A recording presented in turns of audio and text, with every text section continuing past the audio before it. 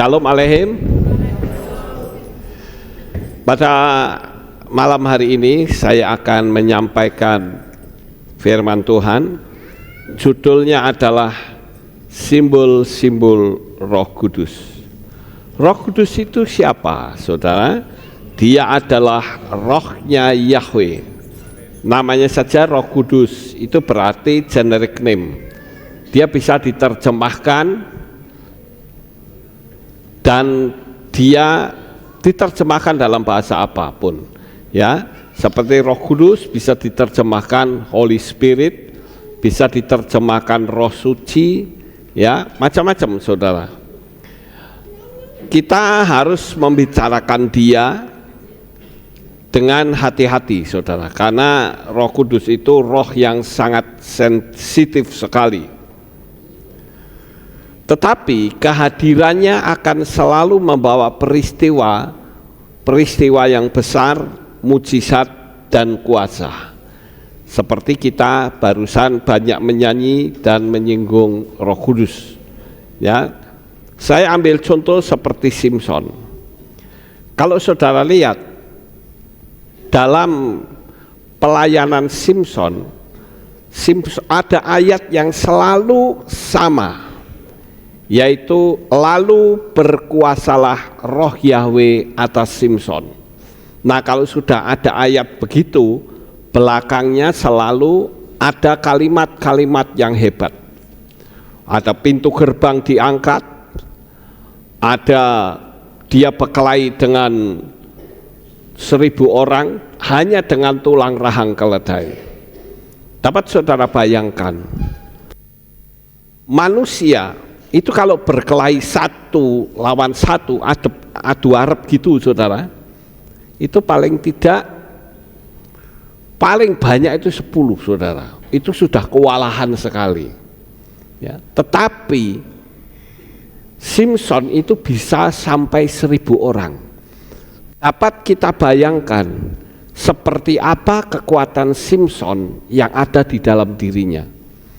Padahal selama ini yang kita tahu, saudara, yang banyak orang tahu, itu Simson itu digambarkan sebagai orang yang figurnya badannya besar, bodybuilding, seperti itu. Padahal sebetulnya Simson itu ya kecil seperti saya begitu, saudara, tidak besar-besar amat. Tetapi yang membuat dia memiliki kekuatan yang luar biasa itu adalah roh Yahweh.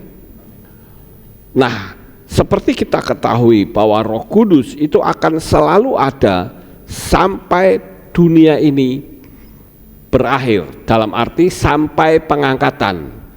Nah, kalau saudara mengerti pengangkatan itu sebetulnya kembalinya Roh Kudus, ya. Jadi Roh Kudus itu kembali, dia tapi tidak sendiri, saudara. Dia akan membawa Bapak Ibu Saudara sekalian, ya. Nanti begitu kita angkat semua yang di bawah di bumi ini, terjadi satu masa yang sangat mengerikan, yaitu the Great Tribulation atau masa sengsara besar. Saya ambil satu ayatnya di dalam 2 Tesalonika 2 ayat yang ke-7, dikatakan demikian, saudara. Sebab rahasia kedurhakaan sudah bekerja, hanya sekarang sedang ada yang menahannya, sehingga dia dapat muncul dari tengah-tengahnya. Masih ada yang menahan. Kitab suci mengatakan kalau yang menahan itu sudah disingkirkan, sudah tidak ada lagi di dalam dunia ini, baru setan berkuasa. Karena pada waktu pengangkatan dan bumi ini mengalami the Great Tribulation, itu berarti bumi ini tidak ada Tuhan, tidak ada Roh Kudus. Dapat saudara bayangkan seperti apa suasana di bumi ini? Pasti akan kacau luar biasa, saudara. Sedangkan saat ini yang masih ada Roh Kudus saja sudah kelihatan kekacauan kecil-kecil di mana-mana. Apalagi kalau tidak ada Roh Kudus. Nah, saya ingin menunjukkan kepada saudara tentang lambang-lambang dari Roh Kudus. Lalu untuk apa kita mengerti lambangnya, saudara? Apa keuntungannya bagi manusia? Yang pertama adalah lambang Roh Kudus itu kita tahu sifatnya. Ya, sifat Roh Kudus itu digambarkan dengan lambang. Kemudian, apa keuntungannya bagi manusia? Bagi manusia, kehadiran Roh Kudus memiliki keuntungan. Misalnya, saudara, pencerahan dan bimbingan, membantu kita memahami kebenaran dan membuat keputusan yang tepat. Di dalam Yohanan 16 ayat 13 dikatakan, namun bila mana roh kebenaran itu akan datang, dia akan memimpin kamu ke dalam seluruh kebenaran, karena dia tidak akan berbicara bagi dirinya sendiri, melainkan apa saja yang telah dia dengarkan. Dia akan mengatakannya, dia juga akan memberitakan kepadamu hal-hal yang akan datang. Jadi keuntungan yang pertama kita mengerti tentang lambang-lambang dari Roh Kudus itu kita mendapat arahan atau bimbingan. Sekarang masalahnya ada orang yang sudah menerima bimbingan tetapi nggak mau tahu, saudara. Saya ambil contoh misalnya, kira-kira semua pendeta kalau ditanya nama Bapak itu siapa, dia ngerti atau tidak, saudara? Dia pasti tahu. Oh, namanya saja bertitel kok. Wong mbah-mbah tua yang nggak bertitel sedang ngerti kok. Iya, apalagi orang yang bertitel, dia pasti tahu. Itu adalah bimbingan Roh Kudus. Tapi sekarang yang menjadi pertanyaan adalah, dia mau menerima bimbingan itu atau tidak? Masalahnya di sini, saudara. Dia sudah mengerti tetapi tidak berani menyampaikan. Hanya karena dia takut kepada institusi. Yang pertama. Yang kedua, takut dianggap sesat. Yang ketiga, takut ditinggal lari jemaat. Yang keempat, pasti ya perpuluhannya tidak masuk kepada dia. Jadi seolah-olah kita tahu bahwa apa yang telah dibimbing oleh Tuhan itu dimanipulasi oleh manusia. Berulang kali saya memberitahu, ini masalah Bapa Yahweh itu tidak main-main, dan Roh Kudus sendiri yang membimbing, tapi banyak manusia mengabaikannya. Bahkan tadi pagi saya mendapatkan WA dari seseorang. Ada seorang pendeta yang mengatakan kepada subscriber yang ikut saya, dia katakan, kamu sesat, panggil Yahweh itu enggak benar katanya. Tuhan itu enggak punya nama. Loh, saya pikir ini pendeta apa? Pendeta kok enggak ngerti, saudara. Bahkan dia dipojokkan, ditakut-takuti, nanti kamu tidak akan selamat. Nanti kamu begitu ditakut-takuti. Saya bilang pendeta bodoh seperti itu kalau diikuti hancur semua jemaatnya. Ya. Nah, oleh karena itu kita harus tahu, saudara, kenapa simbol-simbol Roh Kudus itu begitu luar biasa. Nanti kita akan lihat. Lalu keuntungan yang kedua, yaitu kekuatan dan kebenaran. Roh Kudus memberi kekuatan dan keberanian, kekuatan dan keberanian untuk menghadapi tantangan dan kesulitan. Memang kita melihat pada awal gereja mula-mula atau kehilat awal, ya, pada zaman aniaya itu, banyak Tuhan memunculkan mujizat agar supaya semua orang tahu bahwa Tuhan kita itu adalah Tuhan yang Maha Kuasa. Tetapi saudara, banyak orang yang katanya penuh Roh Kudus tapi tidak berani untuk memberitakan. Di dalam kitab Maaseslihim pasal 1 ayat ke-8 dikatakan, namun kamu akan menerima kuasa apabila Roh Kudus datang ke atas kamu, dan kamu akan menjadi saksi-saksiku di Yerusalem, di seluruh Yudea, dan di Samaria, bahkan sampai ke ujung bumi. Saya sangat tertarik dengan istilah kuasa. Di dalam teks kitab suci bahasa Jawa itu menggunakan kata kasekten. Kasekten itu adalah kesaktian, saudara. Jadi kamu akan menerima kesaktian apabila Roh Kudus datang ke atas kamu. Jadi sakti, saudara. Bukan sakti ditembak, bukan sakti dibacok, bukan itu maksudnya. Tetapi sakti dalam hal kerohanian. Waktu diolok, waktu dicaci maki, waktu diumpat, dia sakti, tenang. Apaan ini? Penghinaan seperti itu tidak ada artinya. Kalau orang yang tidak sakti baru saja terima omongan itu, sudah mutung, saudara. Percumalah, aku tidak usah kehilat karena orangnya nggak baik misalnya, saudara. Tetapi kesaktian itu tidak seperti itu. Dia akan kuat. Ketika Yesua dihina, dicaci maki, diludahi, kita sama-sama belajar. Yesua tidak pernah memberikan balasan sepatah kata pun. Sama seperti kita. Kalau kita dipanah dengan panah berapi, panah-panah fitnah, panah-panah kekejian, apakah kita lalu tembus panah itu, saudara? Itu enggak sakti. Tapi kalau orang yang sakti, kamu mau ngomong apapun masa bodoh, saya enggak peduli. Urusan saya dengan Roh Kudus. Yang tahu saya kan Tuhan, saudara. Manusia itu hanya lihat secara luarnya. Kalau Roh Kudus enggak seperti itu, ya.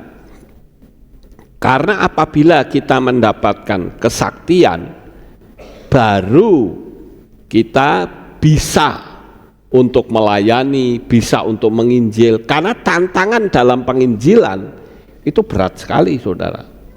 Sangat berat. Kita dianiaya, kita diolok, kita dicaci maki. Kuat atau tidak? Kalau kita tidak kuat ya percuma, saudara. Yang kedua, yang selanjutnya yaitu pengurapan dan kesembuhan. Keuntungan kita mengerti tentang simbol-simbol itu. Apa yang dia kerjakan adalah kesembuhan dan pengurapan. Roh Kudus memberikan pengurapan dan kesembuhan bagi tubuh dan jiwa. Di dalam 1 Korintus 2 ayat 9 sampai 10 saya bacakan, dan kepada orang lain oleh roh yang sama iman, dan kepada yang lain roh yang sama karunia penyembuhan, dan kepada yang lain pekerjaan mujizat, dan kepada yang lain nubuat, kepada yang lain membeda-bedakan roh, dan kepada yang lain jenis-jenis bahasa lidah, dan kepada yang lain penafsiran bahasa lidah. Jadi kita tahu bahwa Roh Kudus itu bisa memanifestasikan banyak hal. Sangat luar biasa sekali, saudara. Kemudian yang selanjutnya, apa keuntungan kita mengerti hal ini? Yaitu kedamaian dan ketenangan. Roh Kudus memberikan kedamaian dan ketenangan dalam situasi yang sulit. Seperti kita ketahui, saudara, di mana-mana di semua negara sekarang ini sedang mengalami musibah. Sangat mengerikan sekali. Ada yang kebakaran, ada yang banjir, ada yang longsor, ada yang gunung meletus, ada yang gempa bumi, semua isinya berita-berita seperti itu. Kita kadang orang menjadi takut. Beberapa hari yang lalu, saudara, saya mendapatkan WA dari orang yang ada di Tapanuli Utara. Seperti sekarang, Tapanuli kan sedang dihancurkan, saudara. Seperti seolah-olah bencana itu luar biasa. Kayu-kayu yang sudah dipotong itu, pembalakan liar, itu luar biasa banyaknya kayu yang keluar. Dan orang ini, ya, subscriber ini berkata, kondisi di sini itu sangat mengerikan sekali. Di Tapanuli Selatan atau Utara, saya agak lupa, saudara, di Tapanuli Selatan kelihatannya. Ya, kemudian apa yang terjadi? Dia cerita, adanya penjarahan di mana-mana. Indomaret, Alfamart, habis semua, saudara. Tidak ada satupun yang tersisa di dalam rak. Bahkan pegawai-pegawainya nggak bisa berbuat apa-apa, cuma nangis saja. Dia mengatakan, bagaimana saya lapar, kondisi bencana, tidak ada makanan, pemerintah belum memberi apa-apa kepada kami, terpaksa kami jarah Indomaret dan Alfamart.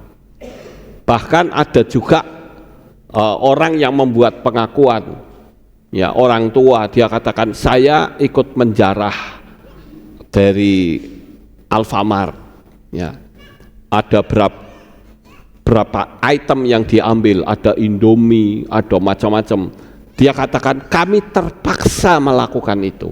Tapi kalau kondisi sudah tenang, saya akan dapat uang lagi, akan saya kembalikan, akan saya bayar, karena ini terpaksa.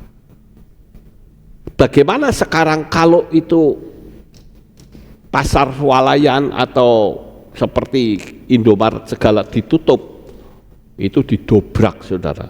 Jadi tidak ada Indomaret dan Alfamart yang dalam keadaan aman. Semua ancur-ancuran semua. Bantuan belum datang. Bahkan ada yang sampai masuk ke YouTube. Entah saudara sudah dengar atau belum. Ya, ada orang, kalau nggak salah supir taksi, yang dia berkata, Amerika tolong saya, Israel tolong saya, karena presiden kami membantunya Palestina. Sampai begitu, saudara. Bayangkan kondisinya sampai begitu. Nah, kalau saya perhatikan, sejak dia kasih WA kepada saya, putus hubungan sampai sekarang. Tidak ada sinyal, ya. Semua kawat, baik telepon maupun listrik semua mati. Dapat saudara bayangkan, kalau malam itu seperti apa, saudara? Kalau listrik mati, keadaan kering nggak apa-apa. Listrik mati tetapi banjir bandang. Banjirnya itu nggak main-main, cepat sekali. Kalau ada yang berani menghalangi, pasti akan diterjang oleh kayu-kayu besar. Jadi keadaan itu tidak membuat manusia menjadi tenang. Tetapi firman Tuhan katakan, Roh Kudus memberikan kedamaian dan ketenangan. Makanya malam hari ini saya ajak saudara untuk berdoa bagi teman-teman kita yang ada di Tapanuli, saudara. Walaupun mungkin dia belum seperti kita, belum memanggil nama Bapa, tetapi paling tidak dia akan punya kesempatan untuk memanggil nama Bapa. Kita doakan mereka, kasihani mereka. Ada yang sampai menangis, dia merambat melalui kabel telepon. Bayangkan, saudara, itu air itu sudah setinggi atap semua. Tidak peduli rumah bagus, tidak peduli rumah jelek, semua terendam air. Sampai ada kucing yang berusaha untuk menyelamatkan anaknya. Bayangkan saudara, suasana begitu menakutkan, mencekam sekali. Ada apa ini? Mengapa di zaman akhir ini betul-betul sangat luar biasa? Tetapi di dalam Yohanan 14 ayat 27 dikatakan, Aku meninggalkan damai sejahtera bagimu. Aku memberikan damai sejahteraku kepadamu. Bukan seperti yang dunia berikan. Aku memberikan kepadamu. Jangan biarkan hatimu digelisahkan. Jangan biarkan dia takut. Kita termasuk tinggal di satu kota yang nyaman sekali. Nggak pernah banjir. Saya nggak tahu kalau Magelang banjir, Semarang tenggelam kali saudara. Karena Magelang ini kan tinggi saudara ya. Kalau sampai banjir bagaimana dengan kota-kota lain? Kita tenang, tidak ada tanah longsor, tidak ada gempa bumi. Seperti apa kemurahan Tuhan? Tapi kalau kita lihat keluar, sangat miris sekali. Saya membaca ini, waduh, ini kok begini? Suasana, kondisi, keadaan jadi semakin tidak karu-karuan. Kita berdoa ya, sebentar selesai khotbah ini, saya akan ajak saudara untuk berdoa untuk saudara kita yang ada di Tapanuli, di Sumatera saudara. Kemudian apa keuntungan Roh Kudus? Yaitu pertumbuhan spiritual. Roh Kudus itu membantu manusia tumbuh dalam iman dan menjadi lebih seperti Hamasyah. Di dalam Galatia pasal 5 ayat 22 dan 23. Itu artinya dengan buah-buah roh, ya, akan memanifestasikan banyak hal. Saya bacakan saudara. Akan tetapi buah roh adalah kasih, sukacita, damai sejahtera, kesabaran, kemurahan, kebaikan, iman, kelemah lembutan, pengendalian diri. Tidak ada hukum yang menentang hal-hal seperti itu.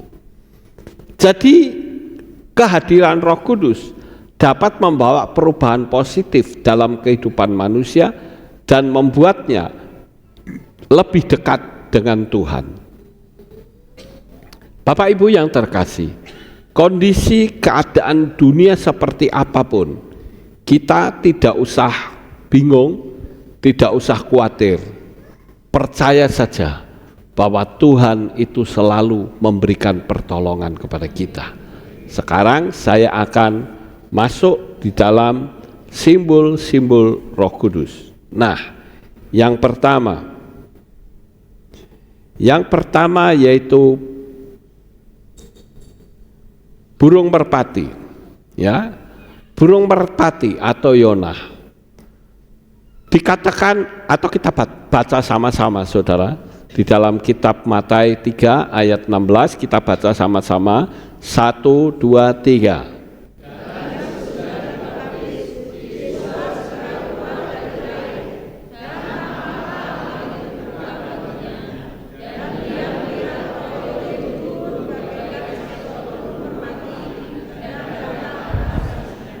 Nah, saudara katakan Roh Elohim turun dan bagaikan seekor burung merpati.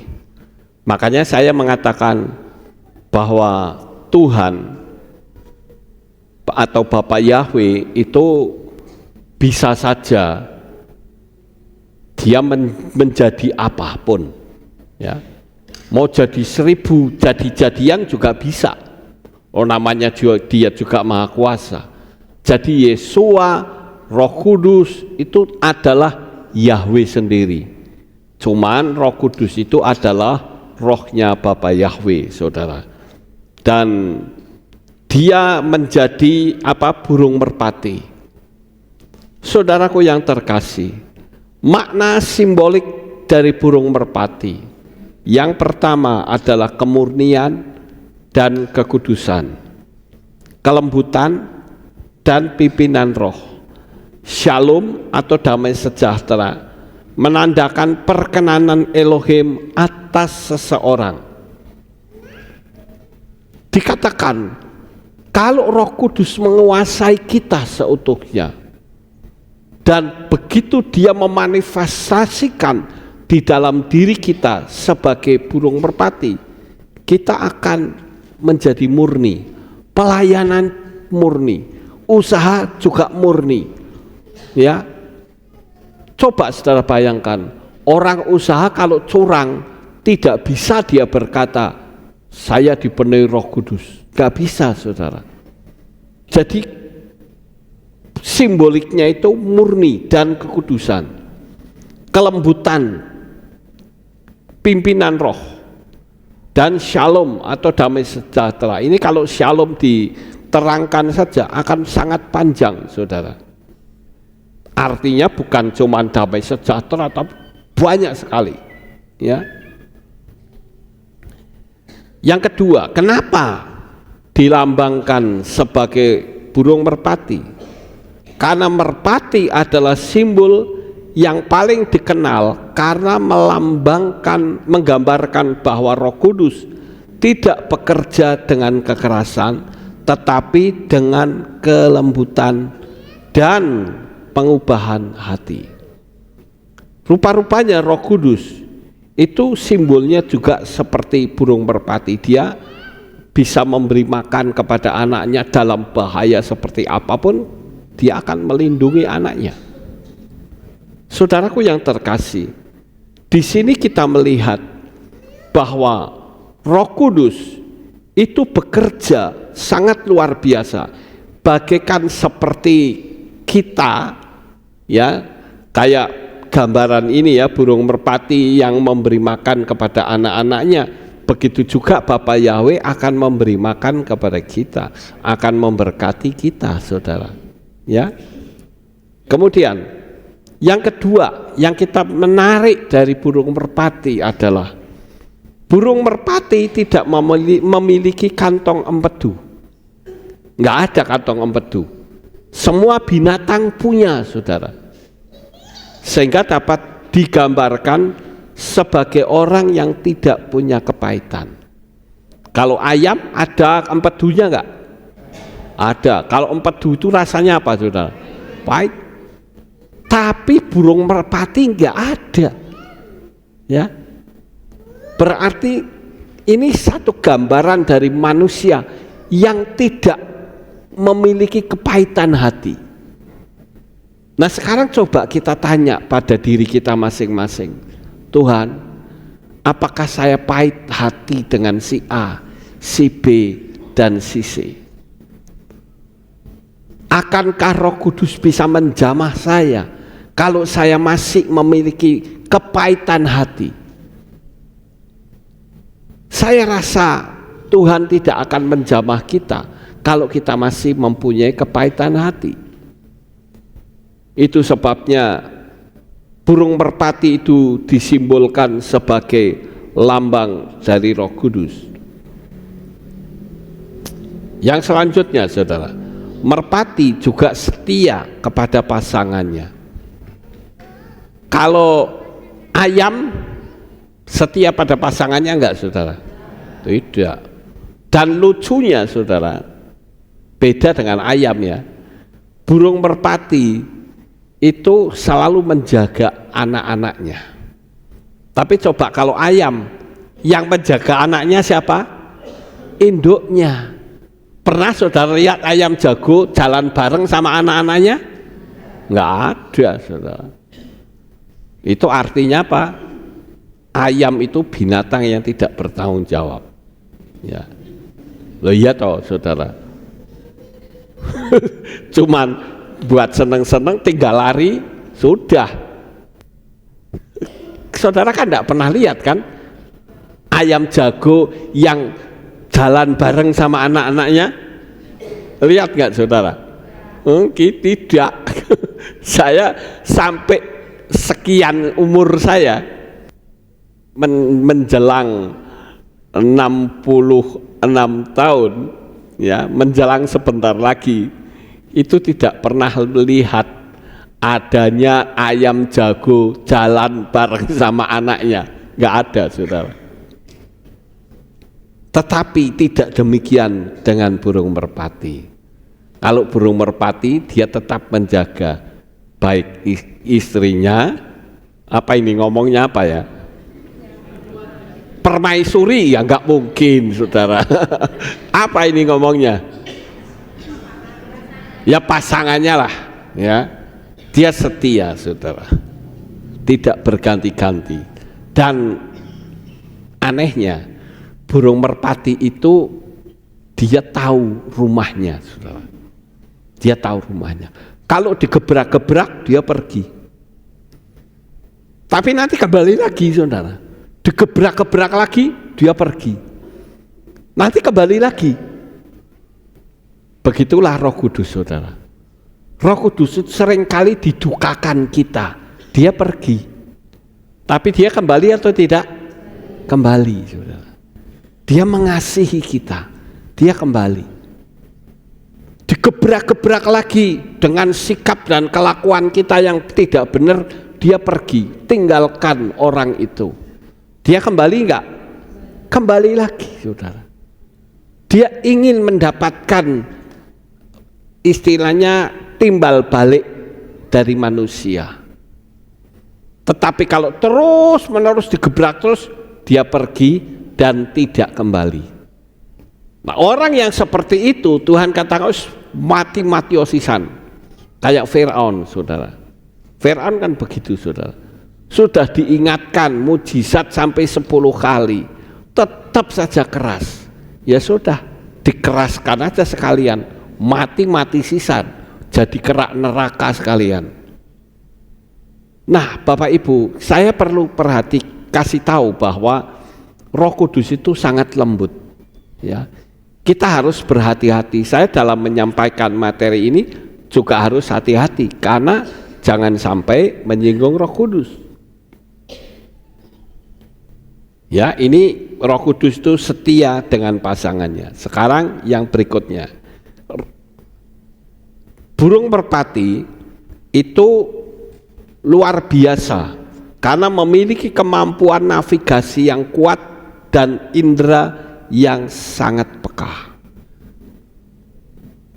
Kalau saudara pernah lihat merpati pos, itu sekalipun dilepas dari kota lain dia bisa kembali saudara. Kalau zaman dulu belum ada WA kan, nggak ada WA saudara, adanya pos. Kalau pos kesuwen. Tapi biasanya saya punya burung merpati ya, burung merpati pos saya punya, saya bawa di sini tempatnya ya, saya bawa. Kalau saya ingin memberikan berita kepada orang yang ada di situ, saya tinggal kalungkan atau ikatkan di kakinya, kemudian burung itu dilepas. Anehnya saudara, dia bisa melihat jalurnya. Mungkin dia sudah 1 minggu ya di sana, tapi bisa ingat. Itu luar biasa ya, merpati pos itu luar biasa. Sekalipun jauh dia bisa kembali. Sekarang perhatikan, banyak orang-orang yang berpikir, aku nggak suka pergi, aku nggak suka mundur, aku nggak suka mutung. Jangan begitu saudara. Aku nggak suka, aku tetap setia, apapun alasannya saudara, apapun resikonya. Itu baru Roh Kudus menguasai di dalam dirinya, karena seperti burung merpati yang setia. Sama seperti burung merpati kita ini saudara, Roh Kudus itu setia, kita pun juga harus tetap setia ya. Nah, bagaimana kalau kita nggak setia kok ada Roh Kudus di dalam hati kita, ya bohong namanya, saudara. Ya. Kemudian yang kedua, yaitu api atau is. Sekarang kita baca Maaseh Shelihim atau Kisah Rasul pasal 2 ayat 3 sampai 4. Kita baca sama-sama ya. 1, 2, 3, 4.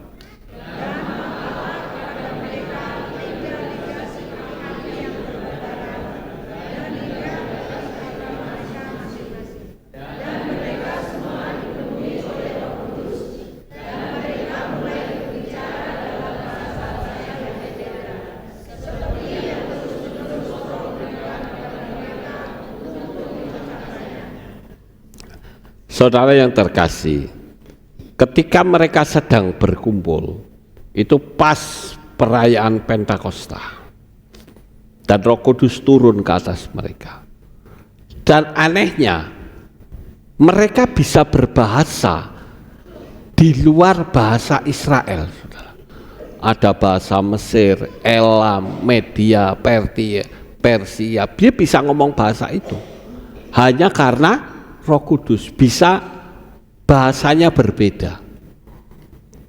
Nah, saya akan ambil kata bahasa yang berbeda. Walaupun artinya tidak selalu kita tidak belajar bahasa Prancis tapi bisa bahasa Prancis, tidak selalu begitu. Ya, kita tidak bisa bahasa Cina tapi kita bisa bahasa Cina, tidak selalu. Walaupun pada waktu Roh Kudus itu menguasai murid-murid Tuhan, itu mereka bisa berbahasa-bahasa lain. Tapi yang saya kutip itu adalah, yang saya cerna di dalam kepercayaan saya adalah pakai bahasa-bahasa yang lain. Bahasa-bahasa yang lain itu artinya bahasa yang berbeda. Dengan apa? Bahasa lama kita. Mungkin bahasa lama kita sering memaki-maki orang, bahasa lama kita sering misuh. Apa itu kalau misuh bahasa Indonesianya? Mengumpat, ya, kata-kata kotor, kebun binatang keluar semua. Tapi dengan dikuasai oleh Roh Kudus, kita jadi beda, saudara. Tidak seperti itu lagi, tetapi bahasanya bahasa rohani. Nah, orang-orang yang dipenuhi Roh Kudus, dikuasai Roh Kudus, dia akan berusaha menjaga lidahnya, tidak ngutuk. Ya, kalau kita seringkali kalau ada apa-apa ngutuk, kita tidak misuh, tidak mengucapkan kata-kata yang jelek, saudara. Nah, itu Roh Kudus. Karena apa? Karena dia memiliki simbol, yaitu api, saudara. Sehingga pada waktu itu murid-murid juga dikuasai oleh Roh Kudus dan bisa berbahasa-bahasa lain. Makna simbolik itu penyucian atau membersihkan dosa. Yang kedua, kuasa dan keberanian serta semangat.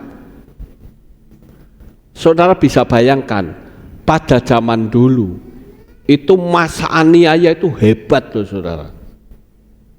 Kalau orang ketahuan bersekutu saja selesai sudah.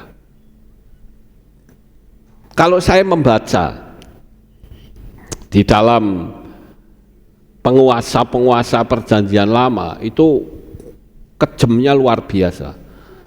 Ada yang disiram aspal panas, ada yang diadu dengan singa, ada yang dirobek perutnya. Itu mengerikan sekali. Tetapi murid-murid Tuhan itu begitu setia, sekalipun tantangannya besar. Kalau kita tantangannya di apa, saudara? Hujan, itu tantangan, betul enggak? Nah, coba kalau hujan, pas Rebo hujan sisan, wah, wes. Lu saudara kok ketawa? Saya waktu Rebo yang lalu ya, saya ingat tuh, Rebo yang lalu pas hujan. Yang datang itu cuma beberapa biji lagi. Beberapa orang.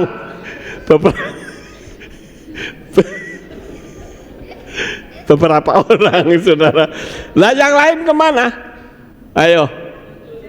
Hujan.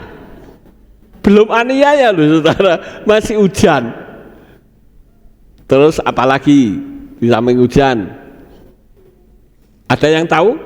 Sibuk. Betul nggak, saudara? Sibuk lah. Malas aku nggak mau ke gereja, nggak mau ibadah. Ya. Bertengkar. Betul nggak, saudara? Nggak mau. Kemudian yang paling berat itu penyakit malas. Lah iya toh, penyakit malas itu kalau sudah malas jadi sudah kacau, saudara. Tadinya menggebu-gebu bisa hilang karena penyakit malas. Itu tidak boleh, saudara. Saya menyebutnya penyakit malas itu kalau dia datang, dia sudah menyerang manusia tidak berdaya, saudara. Ya sudahlah, pokoknya aku malas ibadah. Ya udah begitu saja. Padahal dekat, cuma jalan kaki bisa, tapi nggak mau ibadah. Padahal kalau saya lihat, ya ini teman-teman yang ada di Malaysia pasti tahu ya. Saya pernah ke sana, saudara. Itu perjalanan ibadah menuju tempatnya itu kadang sampai ratusan kilometer, saudara. Ada yang sampai beberapa jam dia datang, tapi ya datang.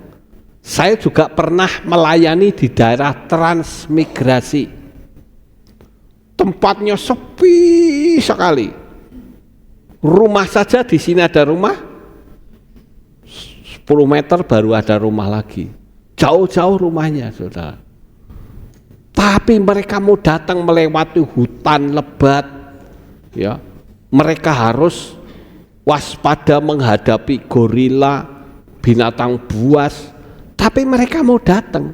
Lah kita yang di Kota Magelang, ayo, baru hujan, malas sok neh wae. Orang Magelang kan suka ngomong gitu, sok neh wae. Tapi lama-lama jadi on the way katanya, tapi on the way tapi tidak kehilangan. On the way itu kan dalam perjalanan, ya kan? Tapi faktanya mereka tidak mau ibadah. Coba, saudara, ayo toh. Kita ini sedang menantikan kedatangan Tuhan, saudara. Ayo, jangan sampai penyakit ini muncul. Banyak meditasi. Kemudian apa? Merenungkan kasih Tuhan. Itu yang membuat kita semangat, saudara.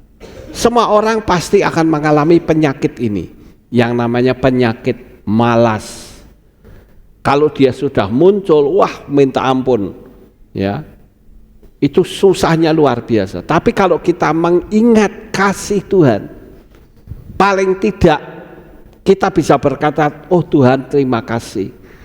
Paling cuma berapa sih? Paling lama 2 jam, ya. Paling lama lagi 2 jam lebih lah sedikit. Tapi saya sudah mendapat keselamatan, nggak seberapa 2 jam itu. Saudara tahu murid-murid Yesus pada waktu ibadah, tiap hari, saudara, ibadah kita paling kan seminggu 3 kali, betul nggak, saudara? Minggu pagi, ya yang mau datang minggu pagi ya minggu pagi, yang mau datang minggu sore ya minggu sore, kemudian hari Sabat, kemudian Rebo, cuma 3 kali. Lah itu kaum wanita, kaum wanita itu tambahan, saudara. Tapi sekalipun tambahan itu buat memperkuat iman kita semakin dekat kepada Bapa Yahweh. Ya, saudara, ayo toh. Ini kedatangan Tuhan sudah sangat dekat. Si mata satu saja, saya sekarang rada berani ngomongnya karena sudah dapat silver plate button. Ya. Si Mata 1 itu mengagendakan loh saudara. Pokoknya tahun 30 semua harus selesai. Agendanya itu mengerikan loh saudara. Tapi saya tidak perlu menyampaikan di sinilah, ya. Tapi yang penting sekarang saudara harus setia, harus dekat sama Tuhan, supaya nanti waktu rapture kita akan sama-sama terangkat. Itu kalau sampai kita ketinggalan, sak sengsara manusia loh saudara. Betul. Apalah artinya kita kerja, tapi uangnya untuk rumah sakit, gak buat apa? Ya, kerja sih boleh-boleh saja, bukan tidak boleh. Wong kita masih di dunia, tapi jangan diforsir. Jangan sampai kita jadi lupa jam-jam ibadah. Kemudian kuasa dan keberanian serta semangat hadirat ilahi. Dapat saudara bayangkan betapa hebatnya keberanian murid-murid pada waktu itu. Sekalipun kans untuk ketahuan itu besar sekali saudara. Karena mesti mereka menyanyi, mereka memuji Tuhan. Paulus saja sampai dimasukkan ke dalam penjara. Kita pun di Indonesia kan ada yang mau hanya karena soal ibadah, ada yang dirusak, ada yang di macam-macam, ada yang gerejanya dibakar. Nah, kita sekarang ini belajar saudara. Kalau kita ibadah, saya membahasakan apa? Belajar ketemu Tuhan nanti. Karena kalau ketemu Tuhan itu di sana mau ngapain? Emangnya mau nonton YouTube di Samayim saudara? Nggak ada di sana. Di sana ya hanya mau ibadah, memuliakan dan meninggikan Tuhan. Karena di sana itu isinya hanya hadirat ilahi, kekudusan, ya. Nah, kemudian apa? Menghanguskan sifat lama dan menyalakan kerinduan akan Elohim. Api menggambarkan bagaimana roh bekerja, bukan hanya menyentuh tetapi mengubah dan pantang menyerah. Api itu pantang menyerah, saudara. Kalau api itu sudah bergerak, tidak peduli barang-barang apapun pasti habis. Ya, artinya kita belajar karena Roh Kudus itu digambarkan sebagai api. Kalau dia semangat untuk menyelamatkan kita, kita pun harus semangat kepada dia. Sekalipun harus berat, saudara. Makanya ini gambarnya ada orang yang naik berat sekali, tetapi semangat. Kita ibadah juga berat, harus meninggalkan rumah, ya. Tapi harus mau. Jika ngaku dipenuhi Roh Kudus, tapi sifatnya kayak setan, mana bisa. Waktu yang lalu sempat ada pendeta yang ditetapkan pelaku KDRT, nggak tahu kok bisa tiba-tiba keluar gitu saudara, cuman berapa bulan saja, ya. Jadi sudah jelas sampai istrinya digebuki, anaknya ya diam saja. Itu kalau enggak segera berakhir mati itu orang, ya, karena dipukuli setiap hari, tiap hari dipukuli, dihajar habis-habisan. Ini pendetanya saudara, saya enggak perlu sebut namanya, ya, tetapi kenapa saya tayangkan di sini karena di TV One dan di internet itu sudah banyak saudara, jadi bukan rahasia lagi saudara.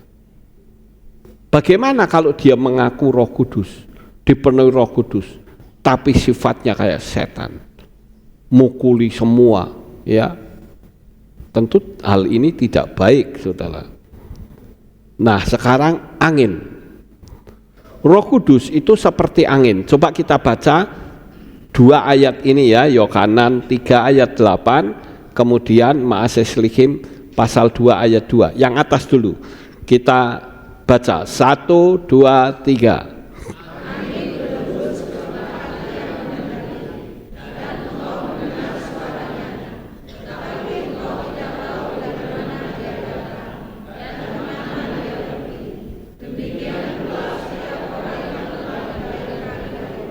Nah, sampai di sini dulu. Di situ digambarkan Roh Kudus itu sebagai angin. Saudara lihat angin? Tidak. Ya, tidak ada orang yang lihat angin. Warnanya pun tidak tahu. Ya, ada, walaupun ada orang yang mengatakan warna angin itu merah katanya. Mana buktinya? Nek kerokan itu? Nek orang kerokan anginnya metu. Jadi merah katanya. Ya, tapi itu bukan, ya. Itu kan pori-pori yang terbuka, saudara. Angin itu tidak bisa dilihat, tapi saudara bisa merasakan? Bisa. Roh Kudus juga enggak bisa kita lihat, tapi percayalah, dia pasti ada di tengah-tengah kita. Ya, dan dia melihat hati saudara. Demikian juga para subscriber semua yang nonton saya. Roh Kudus ada di dalam diri saudara. Dia hadir, dia menyayangi saudara. Kemudian yang kedua kita baca Maaseh-Shilhim 2 ayat 2. Kita baca sama-sama. 1, 2, 3.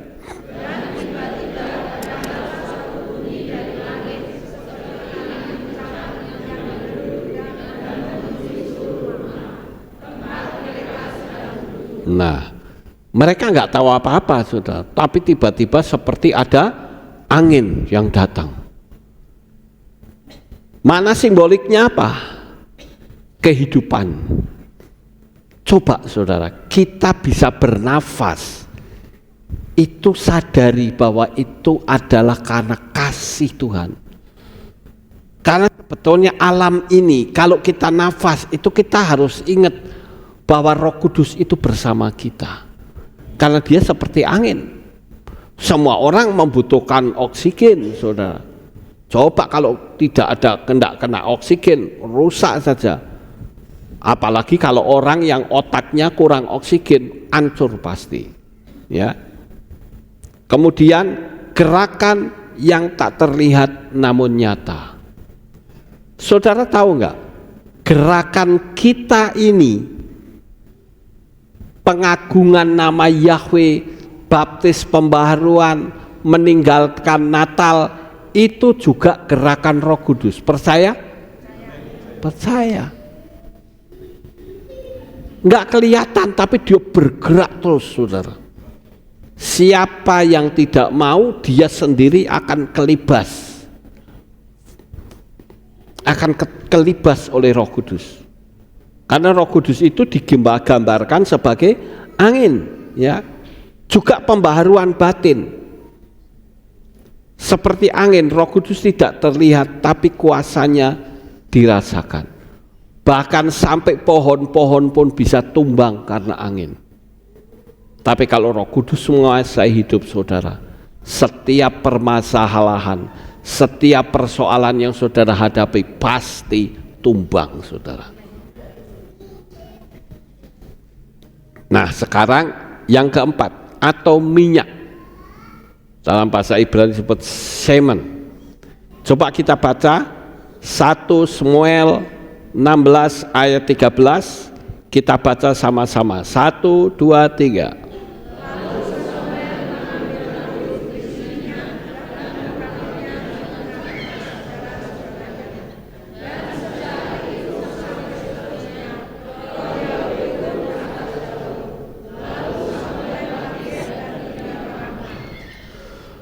Saudara lihat, Samuel memberi pengurapan di tengah saudara-saudaranya.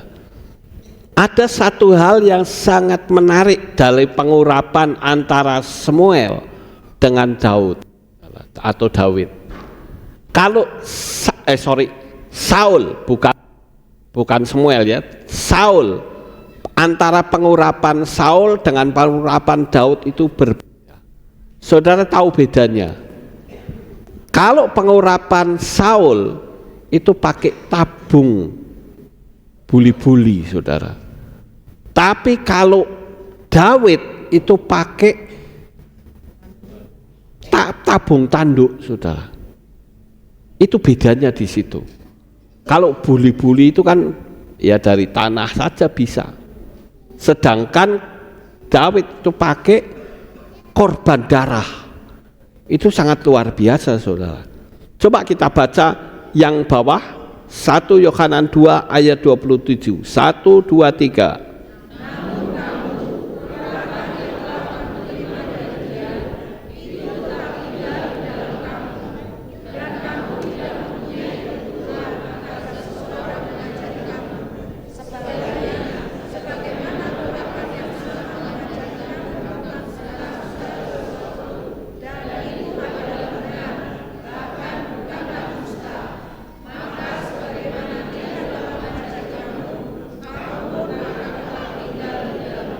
Nah, ternyata minyak itu juga simbol ya urapan Roh Kudus kepada saudara.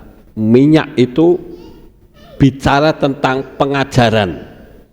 Ya, dia akan mengajari. Oh, kayak gini nggak boleh. Oh, kayak gitu nggak boleh. Nah, di kehilat kita itu banyak berisi pengajaran, saudara.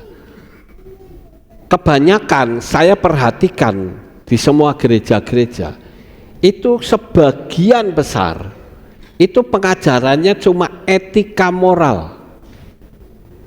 Tapi saya mencoba untuk menjangkau lebih dalam lagi. Pengajaran 7 hari raya ada, pengajaran tentang Roh Kudus ada, pengajaran motivasi ada, pengajaran dunia roh ada, macam-macam. Saya coba untuk memberikan pengetahuan. Kemarin ada orang Ambon, dari Ambon, saudara, yang saya baptis. Dia sebetulnya pingin baptis di Ambon, tapi dalam hatinya selalu mengatakan, tidak, saya ingin baptis di Magelang. Dia pas datang ke sini karena kebetulan mau tilik anaknya.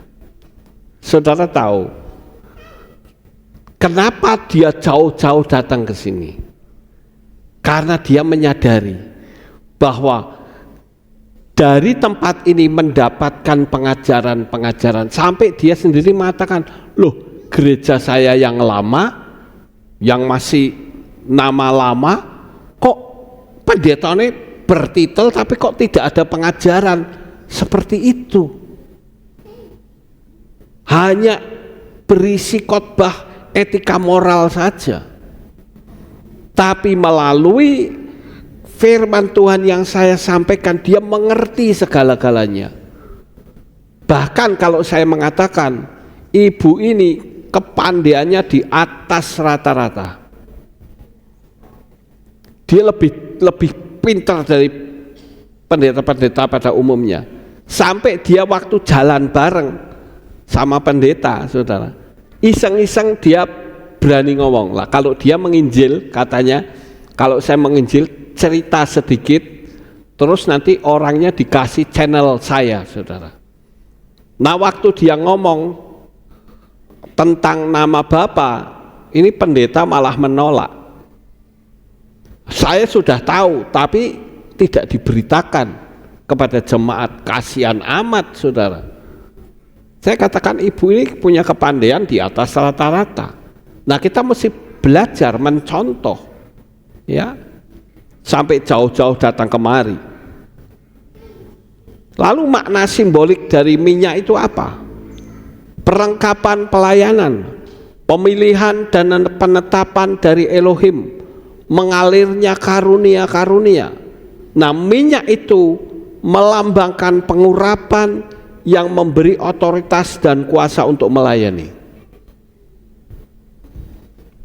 Ada orang yang belum menerima pengurapan atau pelayanan Roh Kudus, saudara, tapi dia melayani nanti di luar kehidupannya nggak benar. Bagaimana, saudara? Ya. Nah, sekarang yang berikutnya yaitu air, Saudara. Air atau mayim. Kita baca bersama ya, Yohanan 7 ayat 38 39. Baca bersama-sama. 1 2 3.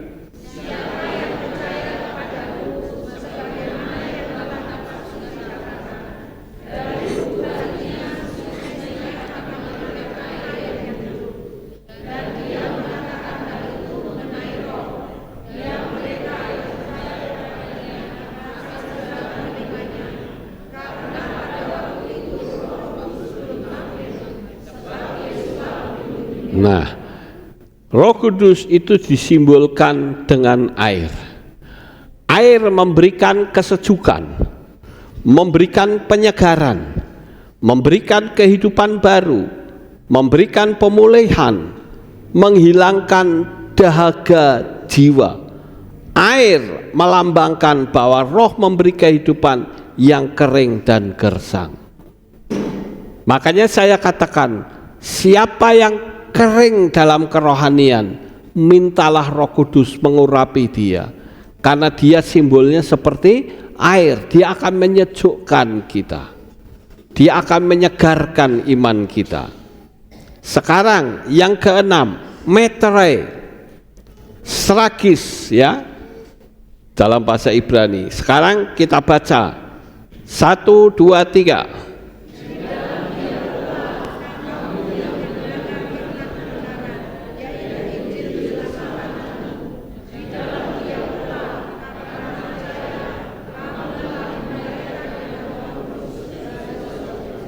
Nah, kenapa gambarnya metere? Ya, ini sebagai ilustrasi saja, Saudara. Ya, metere itu adalah sesuatu yang resmi, ya, berbadan hukum. Misalnya saudara membuat tulisan perjanjian, lalu ditempel di atas metere dan ditandatangani. Kalau metere itu disobek, saudara bisa kena hukum, kena pidana, saudara. Karena tulisan itu ada meterainya. Nah, Roh Kudus itu adalah metere. Sama seperti baptisan juga simbolnya metere, menjadi kepemilikan, saudara. Dan hari ini saya katakan, saudara semua yang hadir maupun yang mengikuti kami dari streaming, saudara adalah milik Bapa Yahweh. Kalau milik Bapa Yahweh, kita tidak takut mau mati kapan, nanti, besok atau lusa, mati kapanpun terserah, saudara. Ya, mana simbolik tanda kepemilikan Elohim, yaitu saudara menjadi milik Elohim, mendapatkan perlindungan, ya. Sama seperti metere kan dapat perlindungan hukum dari negara yang mengeluarkan metere itu. Suatu surat mungkin tulisan tangan jelek, ya pakai tulisan tangan, pakai kertas garis, tapi kalau sudah distempel pakai metere itu resmi, saudara. Nggak main-main itu, ya. Ada perlindungan hukum. Kita mendapatkan kepastian. Kemudian identitas sebagai umat kerajaan. Metere menegaskan bahwa kita adalah milik Yahweh dan tidak bisa diambil alih oleh kuasa lain. Percayalah, apapun saudara tidak bisa diraih oleh kuasa kegelapan. Karena saudara sudah termetere menjadi milik Yahweh. Tetapi setan itu tidak tinggal diam. Dia coba menggunakan berbagai macam cara penipuannya. Seperti di dalam Lukas pasal 4 ayat 13. Setan tidak suka kalau kita jadi milik Bapa Yahweh. Dia menunggu waktu yang baik. Waktu yang baik itu waktu yang apa? Waktu kita lengah. Kita lengah, kita kena, saudara. Makanya dikatakan waspadalah. Kita harus waspada. Sekali kita lengah, selesai kita. Kemudian yang terakhir, Yang terakhir yaitu cincin. Cincin atau cincin jaminan atau uang panjar Arabon. Dia, kita baca saja ya, 1, 2, 3 yang atas.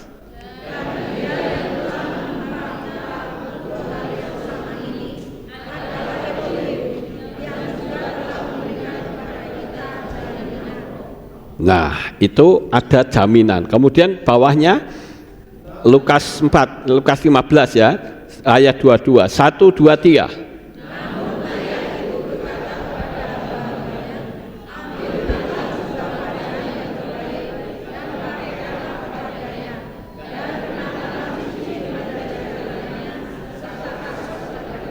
Nah, di situ ada cincin, saudara, sebagai simbol Roh Kudus. Itu artinya kita diberikan anugerah yang luar biasa dari Tuhan. Dan saya percaya siapapun saudara yang hadir saat ini, Tuhan memberikan cincin kemuliaan saat ini dan sampai ke Samayim nanti. Cuman yang penting jangan dilepas dan dibuang, saudara. Tapi yang penting kita dekat dengan Tuhan, ya. Makna simboliknya yaitu jaminan warisan kekal, tanda ikatan perjanjian, roh down payment bahwa Elohim akan menyelesaikan keselamatan kita sampai betul-betul tuntas. Kita menutup mata, selesai sudah, dan saudara mendapatkan keselamatan yang mutlak. Saudara pertahankan dengan simbol-simbol Roh Kudus. Kita tahu bahwa Tuhan itu menyayangi saudara. Amin buat firman Tuhan. Sukses besar untuk saudara. Haleluya. Kita tunduk kepala, kita berdoa, saudara. Terima kasih Bapak Yahweh, selesai sudah pemberitaan firman. Biarlah Engkau akan mengurapi kami semua, sehingga di dalam kehidupan kami akan selalu dekat dengan Engkau. Jadikan kami memiliki semangat yang luar biasa, sehingga pada saat Engkau kembali, kami juga akan terangkat bersama dengan Engkau. Terima kasih Bapa. Di dalam nama Adonai Yesus HaMashiach kami berdoa. Amin. Ada pengumuman? Shalom, berjumpa kembali dalam Alif Tau Update News. Berikut pengumuman untuk minggu ini.